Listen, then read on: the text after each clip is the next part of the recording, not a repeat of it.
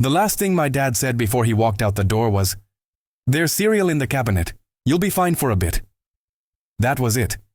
No hug, no instructions, no goodbye that sounded like he meant it. Just cereal.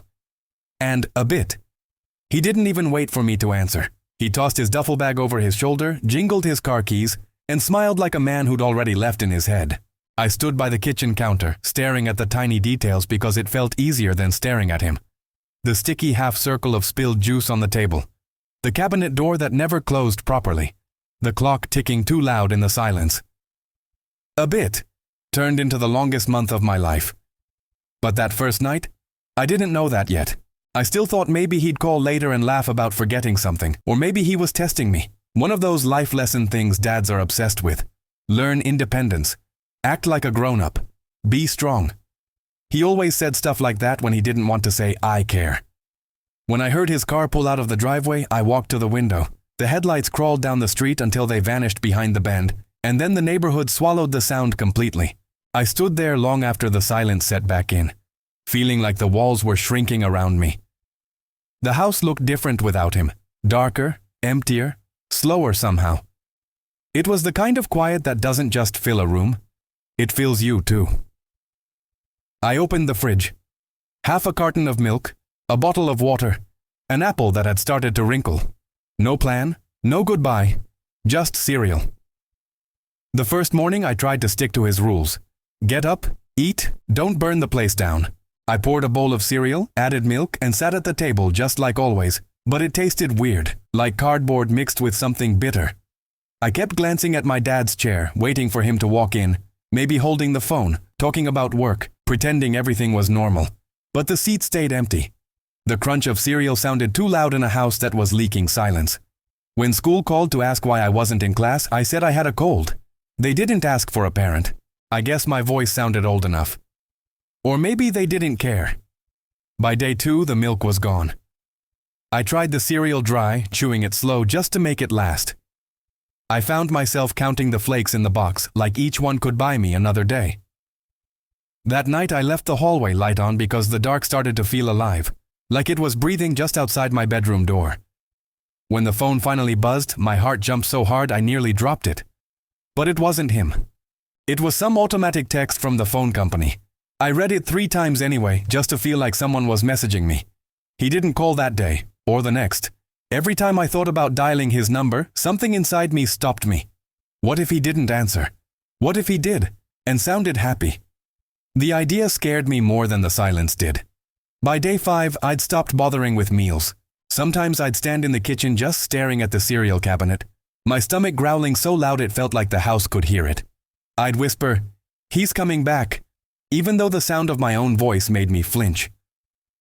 Once I found his jacket still hanging by the door. I put it on, hoping it would feel like a hug, but it didn't. It just felt like pretending. His scent, the faint smell of detergent and cheap coffee, hit hard enough to make my eyes sting. I sat on the floor wearing his jacket and opened one of my notebooks from school. My hands were shaking as I wrote, Day 1, Dad left, said, just a bit, left cereal. Day 3, no call, no text. Day 5, milk gone, cereal almost gone, me, still here. I didn't know why I was writing it, only that if this turned into something bigger, something I couldn't explain, maybe the notebook would prove it happened. Maybe it would tell the story if I couldn't. That night I dreamed I woke up to the sound of the front door opening. I ran downstairs shouting, "Dad!" But the person in the doorway wasn't him. It was a stranger holding a set of keys that weren't ours. When I jerked awake, my heart was pounding. The door was still locked, but I lay there for a long time, staring at it like I expected it to move. By day 7, I stopped pretending this was a test. He wasn't busy. He wasn't coming back soon. And the scariest part wasn't the hunger or the silence. It was realizing that maybe he wanted it this way. That maybe I had somehow made it easy for him to go. That night, when I opened the cabinet, I noticed something strange. A fresh box of cereal that hadn't been there before. I froze.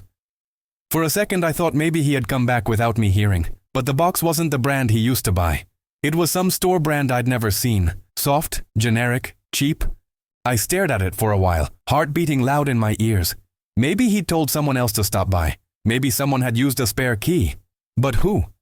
When I tilted the box, I noticed a piece of paper taped to the side. 4 words, written in the handwriting I knew better than my own. "Don't worry, I'm fine." That was it. No name, no explanation. Just that. A chill crept up my spine, because I realized something in that moment. My dad hadn't gone for work. He hadn't gone to clear his head. He'd gone somewhere else, somewhere I wasn't part of. I didn't know then what somewhere else really meant. But the words would make sense soon enough. Because when the door finally opened weeks later, it wasn't just him walking through it. It was him, and them. 3 weeks. That's how long silence lasted before it finally broke. 3 weeks of cereal crumbs, empty rooms, and questions nobody answered. I used to count days like I was in some kind of experiment. Test how long one kid could last before breaking. I was 12, running on stale flakes and stubbornness. And the thing about silence is that it doesn't stay empty.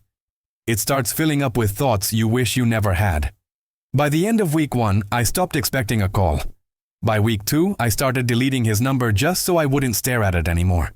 By week 3, I didn't even remember what his voice sounded like, just the rhythm of the excuses he used to make. Busy, later, someday. That note on the cereal box, "Don't worry, I'm fine," stared back at me every morning like it was laughing. If he was fine, then what did that make me? Sometimes at night I'd think I heard footsteps, or a car slowing down outside the house. I'd press my face against the window and catch glimpses of passing headlights, reflections dancing across the kitchen wall. And then nothing. Just the empty driveway again. I started hating that driveway, the way it waited with me, patient and cold. I tried to distract myself. The TV still worked, but the silence between commercials felt heavier than the sound. I drew things, maps of places I'd never been, cities I'd only seen in movies, places where people didn't leave without saying goodbye. I wrote little notes in my journal, sometimes angry, sometimes numb. Day 15. Still no call. Found a dead moth in the sink. Feels like the whole house is starting to rot. After a while, I stopped writing the day numbers. They didn't matter anymore. Then one morning, it happened. I woke to the sound of a lock turning. It was early, light barely spilling through the curtains. My heart didn't just beat, it jumped. I almost ran down the stairs, the way I did when I was little and heard his car outside, thinking he'd brought takeout or a new joke or anything that made the house feel alive again. The door swung open, and for a second I saw him. The same jacket, the same walk, the same voice saying, "Hey buddy." But his tone was wrong. Softer, careful, like I was some stranger's kid he was trying not to scare. Behind him stood 2 people, a woman and a boy maybe a year younger than me. The woman held a red suitcase. The boy clutched a backpack shaped like a shark. They looked comfortable with him. Too comfortable. Like this wasn't their first time standing beside him. I froze halfway down the stairs. "Dad?" My voice cracked in the middle. He looked up and smiled like it was the most normal thing in the world. "Hey there. You're still here." "Still here." Not, "I missed you." Not, "I'm sorry. Just still here." The woman stepped forward, trying to smile. "Hi, sweetheart. You must be Jake." Sweetheart. Like she'd practiced it. He turned toward her. "This is Carla," he said quickly, almost like he wanted to get it over with. Then he gestured to the boy. "And this is Mason.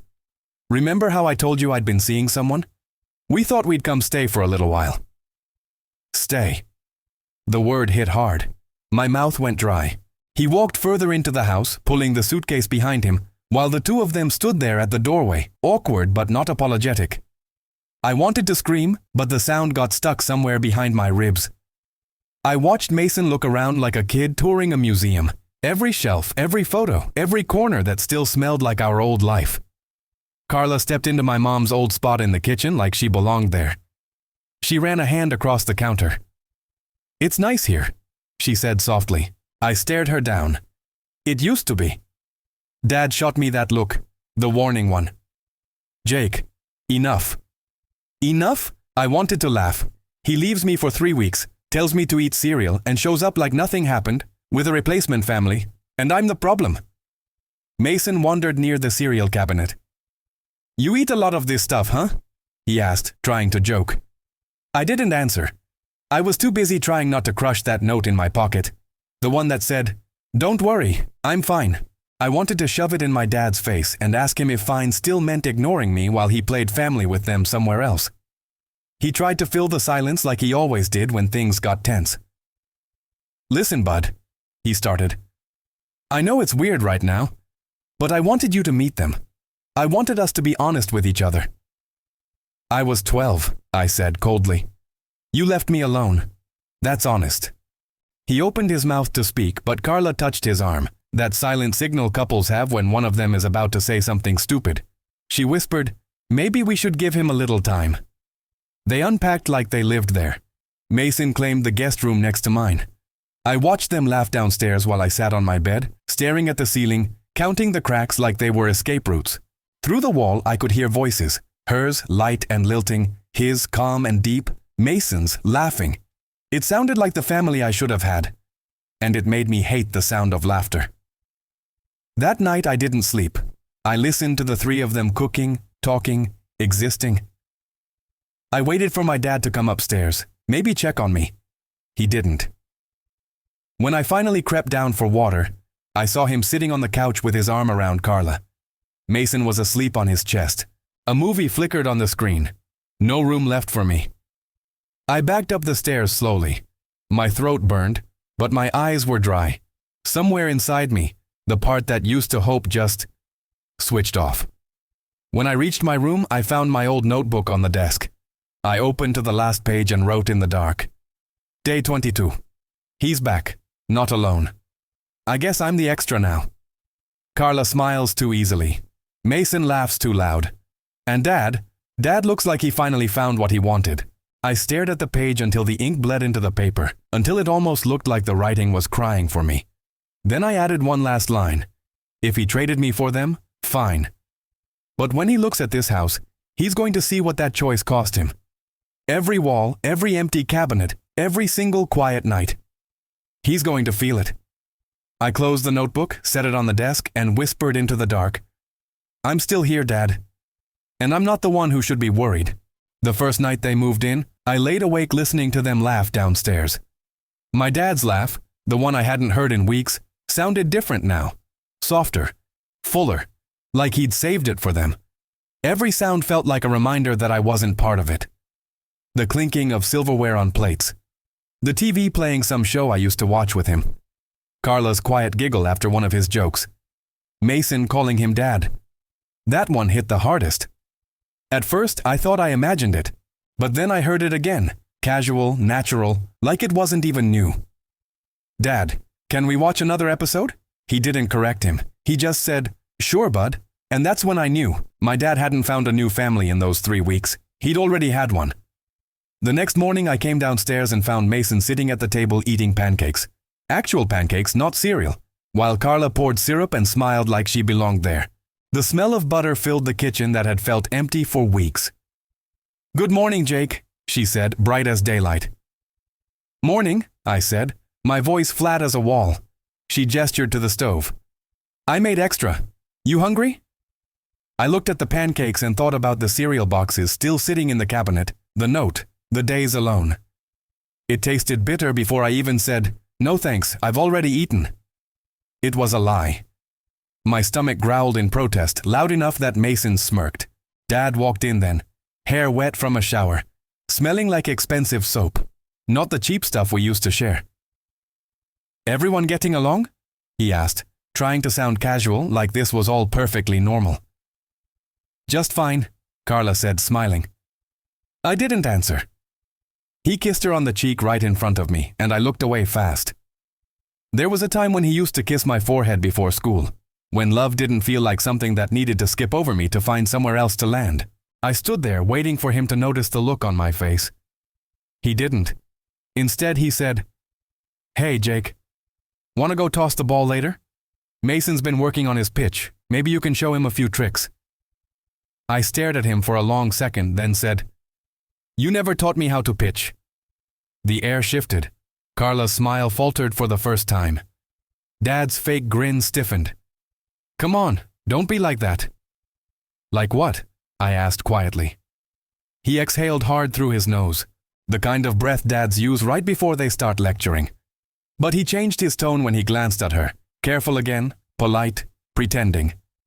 Later, he said. We'll talk later. They went about their morning, dishes clinking, Mason telling stories about his school, Carla nodding like everything about this house made sense. I stood at the window, gripping the back of the chair until my knuckles went white. Every surface they touched suddenly looked wrong, like strangers had come in and rearranged my memories. By day 2 of their stay, the house had changed completely. Carla brought flowers for the kitchen table. Mason put his toys on the living room floor. My dad rearranged the photos on the mantel, replaced a few too. The one of me holding the game ball from Little League disappeared. I found it later in the hallway drawer, face down. They never noticed I found it, but I did, and I noticed everything. At night I started writing things down again, not because I needed to prove anything this time, but because the words were all I had left. Day 23. They moved in. They smile too much. Dad laughs too easily. Mason calls him Dad. Carla wears my mom's apron like it's hers. I still haven't eaten the pancakes. The cereal's almost gone. Maybe that's the point. I looked at that line for a long time before adding something else. If they can live here like I never existed, maybe I should start showing them what it feels like. The next morning, I woke up early, before everyone else. I walked through the quiet house barefoot, the floor cold and dusty under my feet. The smell of their new detergent clung to the air. I found the photo of my dad, Carla, and Mason they'd put on the counter, one of those smiling vacation pictures with matching shirts. I turned it face down. When Carla came downstairs, she frowned, picking it up. "That's strange," she murmured. I didn't look up from my cereal. Maybe it fell. It didn't. That day passed in small, heavy silences. I said only what I had to. Mason tried to talk to me once, asked if I wanted to play video games. I told him I was busy. "Doing what?" he asked. "Making memories," I said. He didn't get it. Dad tried to smooth things over again at dinner, like that would fix anything. "You know, Jake, we've all been through a lot lately," he said. "How about we start fresh?" "Sure," I said. "When do we erase everything that already happened?" Carla's fork clinked against her plate. Mason stared down at his food. Dad looked tired. "Enough," he said firmly. But there was no anger behind it, just guilt, the kind that eats at a person from the inside out. That night when they all went to bed, I sat in the living room with the lights off. I watched the soft yellow glow dripping from under their doors, 3 different shades of peace I didn't get to have. My notebook sat open beside me. I traced one sentence over and over. I was here first. Finally, I grabbed a pen and wrote something new. If he wants this house to be theirs, fine. But he's going to remember what it felt like when it was mine. Every noise, every shadow, every single thing he turned his back on. I didn't know yet how I'd do it, but I could feel it building. The quiet kind of revenge that doesn't shout. The kind that waits.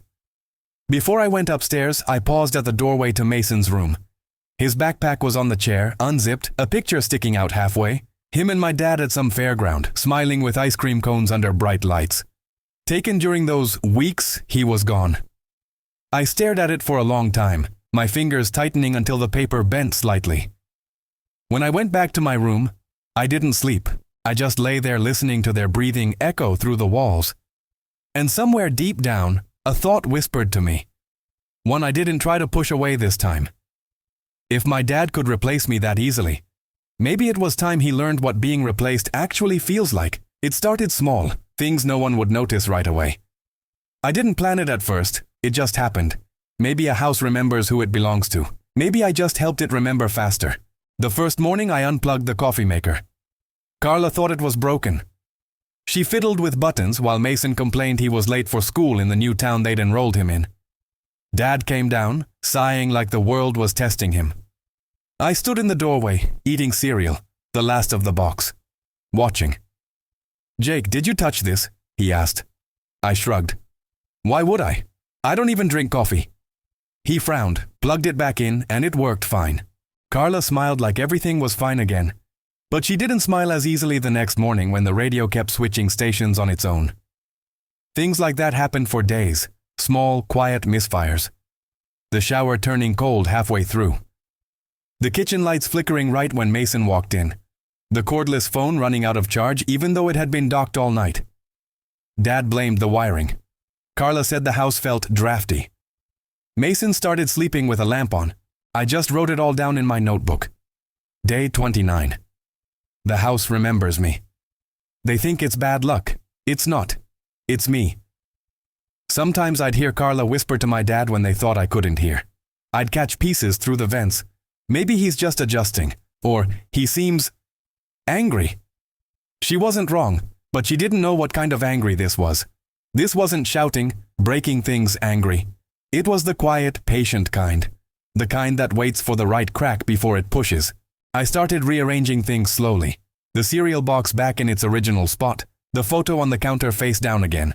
Little reminders of how the house used to look. It didn't seem like much, but every time Carla tried to fix it, I'd move it back overnight. By the third time, she stopped rearranging. One night I woke up to the sound of voices downstairs. Low, tense. He barely talks to us, Dad was saying. I don't know how to reach him anymore. Carla whispered back. You left him alone, Daniel. For 3 weeks. You can't just replace that time with pancakes. Replace. The word made my chest tighten. Not from guilt, but from something sharper. Because even she knew it. She was part of the problem and still saw it clearer than him. The next morning, Dad was extra nice to me. Too nice. Hey, want to go fishing this weekend? Just us? He asked while rinsing his mug. I didn't look up. Will Mason come too? He hesitated. If you want him to. I don't, I said. His smile faltered. Jake, that's not fair. Neither was leaving, I said, cutting him off. He froze in place, hand still on the faucet, before muttering, You don't understand. I do, I said quietly. I just remember it better than you do. After that, things changed. He stopped trying to explain, stopped trying to ask questions. And that's when I realized something important. Silence wasn't just how he'd left me. It was how I could hurt him back. So I gave him silence. Whole dinners would pass without a word from me. Carla tried to fill the space with gentle conversation. Mason tried jokes. Dad stared at his plate like it was a test he kept failing. That night I started staying up after everyone went to bed, walking around the house in the dark. The floorboards creaked soft under my feet. I opened windows an inch so the wind would slip through and make the curtains move on their own. I left the TV remote on the floor. The next morning, Carla looked unsettled. Did anyone else hear footsteps last night? She asked, half laughing. Dad waved her off. Old pipes. Drafty house. But Mason looked at me. Just stared. Like he wasn't sure anymore. Good, I thought. Let them feel what it's like to doubt the space they sleep in. The only thing I didn't touch was my dad's old jacket, the one he left hanging by the door. Sometimes I'd stand there late at night, staring at it in the dark hallway, remembering the smell of peppermint gum and cold air. The weight of his hand on my shoulder when he still pretended fine meant something. I almost hated that I missed him. So, I folded that feeling down, pressed it flat, and shut the closet door harder than necessary. The sound echoed through the house like an announcement. The old version of me was gone. That evening, Carla cooked spaghetti. The smell filled the air, warm, almost comforting. We always eat this together, she said, nudging Mason's arm. Family night. She meant it kindly, but the word family landed wrong. I waited until they sat down, passing plates, laughing like nothing had cracked. Then I said, You know what's funny? The last thing Dad told me before he left was there's cereal in the cabinet. The room went quiet. Even the clock seemed to stop ticking for a second. Carla's smile froze halfway. Mason looked uncomfortable. Dad set his fork down slowly. Jake, he warned. I met his eyes. Cereal, I repeated. That's all there was. 3 boxes. And a note that said, Don't worry, I'm fine. He rubbed his temples. We're not doing this right now. I leaned back in my chair, voice calm. You already did. I stood, grabbed my plate, and scraped it clean into the trash. As I walked away, I heard Carla whisper, He's just hurting. She didn't know half of it. That night when the lights went out, I lay awake listening to the walls breathe. Sometimes I heard my own heartbeat in the quiet.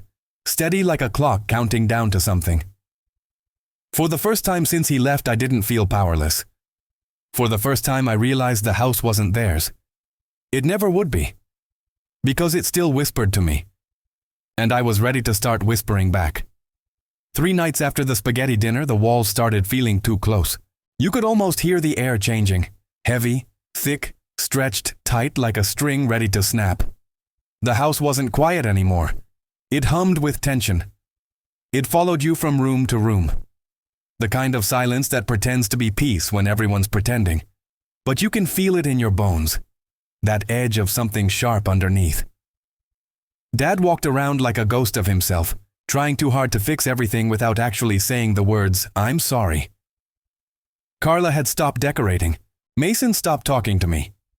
He just stared sometimes, like he wasn't sure if I was the danger or the warning. By that point, I'd stopped writing full sentences in my notebook. Just fragments. Thoughts that felt too heavy to say out loud. They fit together like puzzle pieces. I'm the extra one from another box. He calls him Champ. He used to call me that. The house isn't haunted. It's just honest. I started noticing how little they really knew about me. About what I was capable of. They thought I was still just a kid trying to scare them, but I wasn't trying to scare anyone. Not yet. I was trying to make them see. Every dish I washed, I left just a little damp. Every door I closed, I pushed slower than necessary so it made that drawn-out creak. The kinds of sounds you don't forget when the lights go out. The little things started working. Carla began double-checking locks. Mason started keeping a flashlight under his pillow. My dad, though, he kept pretending everything was fine, as if convincing himself could fix what he broke. Then came the night he finally snapped. He came into my room without knocking, his voice low but tight. "Jake, we need to talk." I didn't look up from my notebook. "Sure. We never finished those anyway." He closed the door behind him, slower this time. "I get it. You're angry. But this can't go on. You're making Carla uncomfortable. You're making Mason afraid." "Afraid of what?" I asked quietly. "Of finally seeing who you left behind?" He sighed, rubbing the back of his neck like he always did when he didn't have a real answer. "It's complicated." "No," I said, meeting his eyes. "It's not. You left me here with a cabinet full of cereal and called it independence. Then you came back with a new family and called it life." He winced. For a second, a piece of guilt cracked through the calm tone he always tried to mask things with. "You don't understand yet." "I understand enough," I said. "You traded one kid for another. You can say it." He leaned forward, voice rising. "That's not what happened." "But it feels like it," I shot back. "And feelings are what you never stick around long enough to notice." We stared at each other. The space between us was smaller than the silence that followed. Finally, he exhaled. "You're my son. That hasn't changed." I gave a small, cold laugh. "Then act like it." He opened his mouth again, but no sound came out. Just a long pause before he said quietly, "I'm trying."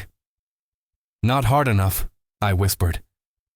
He stood there for another moment, maybe waiting for me to forgive him, to let it all slide like I was still 5 years old and didn't know better. But I didn't move. When he finally left the room, I listened to his footsteps fade down the hall, slow, defeated. Then his voice drifted through the wall, low but clear. "He hates me, Carla. I don't know what else to do." She said something back, too soft to hear. Then the house went quiet again. That night, while the wind rattled the gutters, I sat up writing one last line in my notebook. If you can't fix the cracks, then maybe it's time to let the walls fall on their own. And I knew what I meant. The next day I stopped with the small tricks. No more flickering lights, no creaking doors. I wanted them to get used to calm again, the calm before something bigger. I waited till everyone fell asleep. Then I walked through the dark rooms, one by one. Mason's toys scattered across the floor, Carla's mug still on the counter, my dad's jacket hanging where it always had. I touched each thing lightly, like I was saying goodbye. But I didn't feel sad. Just precise. Focused. I moved the framed photo of them from the table back into the hallway and set it face down beside the one of me and him from years ago. Both of them together, neither smiling now, Then I left the house exactly as it was. Untouched, silent, perfectly ordinary. Because sometimes revenge doesn't need noise, it doesn't need mess, it just needs to wait and let the truth do the breaking for you. It didn't take days. It only took one morning. I came downstairs and found the photo frames gone. Not moved, gone. Carla's mug was shattered in the sink. Mason sat at the table, quiet, eyes red. My dad was pacing the kitchen, phone pressed to his ear, muttering things like, "We just need space, and he'll calm down." When he saw me, he paused. The kind of pause that says too late. "Jake," he started. His voice wasn't angry this time. It was tired, like guilt finally grew teeth. "Maybe it's best if you stay with your aunt for a while, just until things settle." I stared at him, the words hitting harder than any shout could. "You mean until we stop existing under the same roof?" He didn't answer. Maybe he didn't need to. I grabbed my notebook from the counter and walked out, not slamming the door this time. Just closing it slowly, quietly, like sealing a story he'd have to live inside long after I was gone. Behind me I heard something fall. Maybe a picture. Maybe whatever was left of family. I didn't look back. Aunt Kelly's house smelled like coffee and lemon soap, the kind of smell that reminded you everything was clean, even the air. The first night I stayed there, I couldn't sleep on her neat sheets. Everything was too quiet in the wrong way. Soft, careful quiet. Not the half-alive silence my dad's house had carried, but the kind that came from people who knew how to rest. She didn't ask much at first, just left a plate of food on the counter and a folded blanket on the couch. "You're safe here," she said, smiling the way people do when they don't know the whole story but can see enough of it in your eyes. Safe. It felt like a word I hadn't earned yet. She talked sometimes about my dad like he was still just her brother, not the man who left his kid to starve on cereal. "He made mistakes," she said softly. "People do. But mistakes don't echo through the walls the way his did. Mistakes don't rewrite your whole sense of what home means." The days at her house went by slow. I went back to school. I kept my head down. Teachers assumed I'd been sick. Friends stopped asking where I'd been once they saw I didn't want to talk. The world moved on, which only made it sting more. That it could. Then one afternoon, about a month after I left, a gray car pulled into Aunt Kelly's driveway. I saw it through her kitchen window before she did. My stomach twisted when I recognized the dent in the side of the door. My dad. He stepped out alone, hands shoved deep in his jacket pockets. The same jacket that used to hang by the door of the house that wasn't home anymore. I almost wished I could pretend not to see him, but part of me wanted this. Needed it. Aunt Kelly looked up from her book and sighed when she saw him. "You okay with this?" she asked. I nodded, though I wasn't. He knocked once. Not hard. Not sure of anything. When I opened the door, he started to speak, then hesitated like he was searching for the right version of sorry. "You look taller," he finally said, his voice softer than I'd expected. "That's what happens when people feed you," I said before I could stop it. The flinch that ran through him was quick, but I saw it. He gestured toward the car. Carla and Mason went back to her sisters. Things didn't work out. They said the house didn't feel right. "Because it wasn't theirs," I said. "It never was." He nodded slowly. "Yeah. I think I see that now." For the first time, he didn't try to defend himself. Didn't reach for excuses. He just stood there in front of me, looking smaller than I'd ever seen him. "I was wrong, Jake," he said quietly. "About everything. I thought leaving for a bit would fix me. I thought I could come back and everything would be the same. But when I walked in and saw you standing there, I realized I'd left more than just this place. I'd left you." I didn't answer right away. The anger I'd been carrying for weeks didn't disappear, but I could feel it thinning at the edges, like a storm finally running out of rain. "You can't fix something by walking away from it," I said finally. "You taught me that without meaning to." He looked down, then back up, eyes red. "I don't expect you to forgive me. I just needed you to know I see what I did now." "Good," I said. "Then you can stop pretending it didn't happen." We stood there for a while, neither of us sure how to end the moment. The wind moved a few leaves across the driveway. Somewhere inside the house, Aunt Kelly's kettle started to whistle. He finally stepped back. "If you ever want to come home." "I already am," I said. He nodded, eyes shining, then turned and walked to his car. The sound of the engine faded down the road until it was gone, like before, but it didn't hollow out the air this time. It just left space. That night, I pulled out my notebook again, the one that had carried everything too heavy to say out loud. Most of the pages were filled with anger, hunger, and silence, but this time I wrote something different. Day 74. He came back. Alone. I didn't yell. I didn't forgive him. Maybe that's fine. Maybe growing up isn't about forgetting what happened. Maybe it's about knowing you survived it. I closed the notebook and set it on the windowsill. Outside, the moonlight pooled over the street like spilled milk. In that quiet, I wasn't angry anymore. Just awake. Some stories don't end with revenge.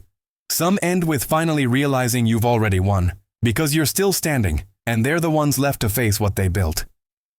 And as I lay there, hearing the soft hum of Aunt Kelly's house, I knew something for sure. You can run from the people you hurt. You can hide behind smiles and new families, but you can't outrun the echo of the house you turned your back on, or the kid who learned how to live without you.